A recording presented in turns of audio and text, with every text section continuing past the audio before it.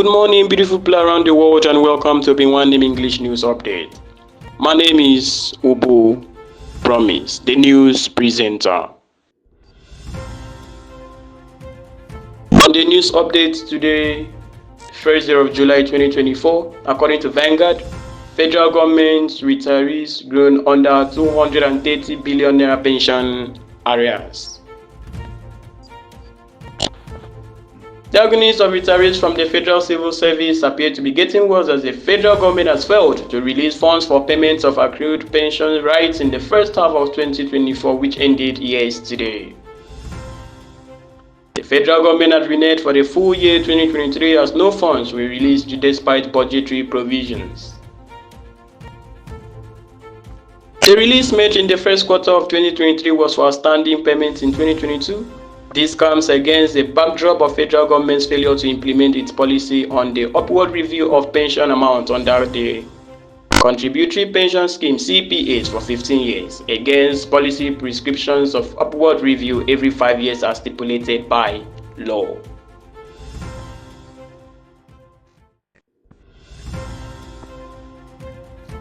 Women lawyers, Kwara First Lady urge governments to improve widows' rights in Nigeria. Chairperson of the International Federation of Women Lawyers, Gloria Odukowa, and Kwara State First Lady, Ambassador Olufaleke Abdul-Raziu, have raised concerns about the deteriorating conditions of many widows in Nigeria and the need for them to live a better life. The duo who spoke on Saturday in Ilorin, Kwara stated that this year's World Widows Day, organized by the National Association of Sea Dogs Pirates Confraternity, attributed the development of culture and traditions in some parts of the country which denied widows of their rights. Speaking on the theme, Widows and Windows of Opportunities, Odukowa observed that most women face a lot of problems in Nigeria after losing their husbands as a result of cultural and social practices. Odukowa, who said she lost her father when she was in the junior secondary school, said, "Most women are stripped naked and face a lot of discrimination in inheritance because of cultural practices as a result of the death of their husbands." And now to the Punch newspaper. Academy seeks public-private sectors collaboration for engineering development. The Nigerian Academy of Engineering has called for improved collaboration between the government, industry, and academia for growth in the techno-entrepreneurship sector and engineering fields. The former president of the Academy, Joanna Maduka, stated that at a lecture she delivered on government-industry academia collaboration in Nigeria's techno-entrepreneurship ecosystem. At the investiture of Professor Rahman Bello as the new president of the Nigerian Academy of Engineering recently held in Lagos. Maduka said, Nigeria needs pragmatic solutions to surmount the country's enormous challenges in areas such as power, transportation, agriculture, industrialization, healthcare, communications, education, and unemployment. Opportunities for growth and improvement are vast through government, industry, academia collaboration to solve identified problems. She added that collaboration was essential for fostering innovation, economic growth, and sustainable development in Nigeria's techno-entrepreneurship ecosystem. Abia lawmaker takes campaign for Kanu's release to Buhari. The lawmaker representing Ikwanụ Umuahia North, Umuahia South Federal Constituency in Abia State, Obi Ogoja, has sought the intervention of former President Muhammadu Buhari to secure the release of the detained leader of the indigenous people of Biafra, Nnamdi Kanu. Kanu was arrested in Kenya and repatriated to Nigeria in July 2021 after he fled the country in the wake of the military raid on his home during the tenure of Buhari. He has remained in detention since then, facing many charges, including treason. Agocha, as part of efforts to commence a dialogue for the political solutions to the release of the IPOB leader, visited Buhari in his Daura country home on Saturday. The Punch reported on June 19 that Kanu, in a viral video clip against his former posture, denounced the killings in the southeast over IPOB's agitation for succession and appealed for an out-of-law settlement in his ongoing treason trial by the federal government.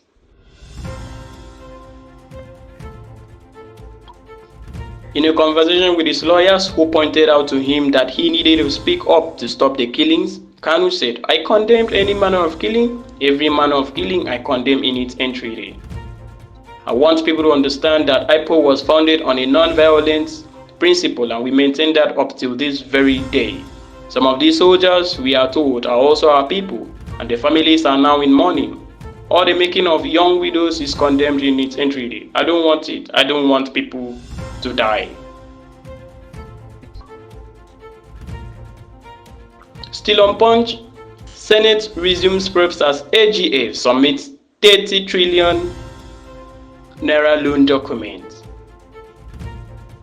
The Senate panel probing the 30 trillion naira ways and means loans secured from the Godwin Emefiele's-led Central Bank of Nigeria by the federal government has received more documents from the Office of the Accountant General. As a result, the panel is set to resume physical sitting after studying the documents. The panel had written to the OAGA seeking additional documents to deepen its prone of the controversial 30 trillion naira loan obtained by the President Muhammadu-led administration. However, multiple sources who spoke on conditions of anonymity because they were not authorized to speak on the matter on Sunday confirmed that the documents arrived at the National Assembly on Thursday. The documents from the Office of the Accountant General regarding the probe of the 30 trillion naira ways and means came on Thursday. The documents have been given to the chairman and the members of the panel, one of the Senate sources told our correspondent.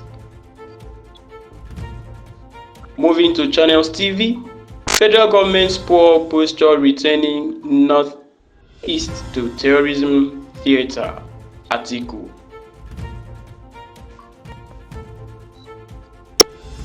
Former Vice President Atiku Abubakar says the lackluster posture of the federal government is revising military successes recorded against terrorists in Nigeria's northeast geopolitical zone. It is unfortunate that much of the pushback that had been achieved against the Boko Haram terror sector are being cancelled, owing mainly to the government's lackluster posture to hold firmly on the front line, Atiku said in a statement on X, formerly Twitter, on Sunday. The opposition figure condemned the recent suicide bombings by terrorists in Gwaza, Borno State. It is a sad development that the ugly incidents of terrorism are resurfacing and indeed metastasizing in the northeast. The reported attack by suicide bombers at a wedding reception, funeral procession, and a hospital on Saturday stands condemned, said the 2023 presidential candidate of the People's Democratic Party (PDP). He asked the federal government to wake up and make sure that the Northeast does not slide back into a theater of terrorism and extreme violence.